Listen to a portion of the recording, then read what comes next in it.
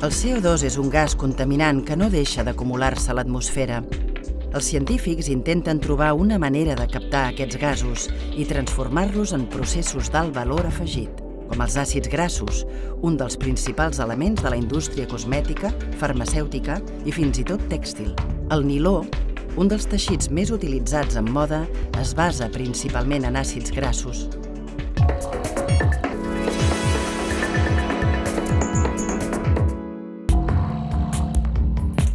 Probablement vaig ser científic perquè des de ben petit suposo que va cristal·litzar el pensament o la idea del per què funcionen les coses. Per exemple, jo recordo quan era petit que constantment preguntava als meus pares per què, per exemple, una roba era de color blau, una altra roba era de color blanc, per què els plàstics eren tous, per què les pedres eren dures.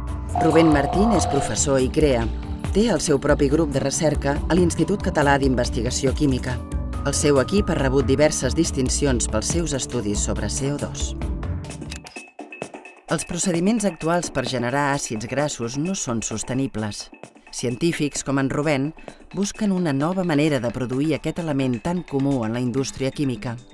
Fent-ho a través del CO2, també aconseguirien eliminar el gas contaminant. El que hem fet nosaltres és agafar directament el refinat del petroli, els hidrocarburs, i amb un catalitzador de níquel que és pràcticament 99% més barat que qualsevol altre catalitzador que es fa avui en dia. Hem aconseguit capturar CO2, convertir-lo en derivats del petroli, tot és barat, el níquel en si també és barat, per poder fer àcids grassos. Ara que ho han aconseguit, volen utilitzar l'energia inherent de la llum del sol per fer processos químics amb el CO2 com si es tractés d'una fotosíntesi artificial. La idea principal és intentar aprofitar els recursos naturals que tenim al nostre planeta. Per un costat hidrocarburs, que venen del petroli, per altra banda trobar una sortida, si vols, del CO2 que s'acumula a l'atmosfera i també aprofitar la llum que tenim. És un procés lent que requerirà molt d'esforç científic i d'inversió, però que ja és una realitat al laboratori.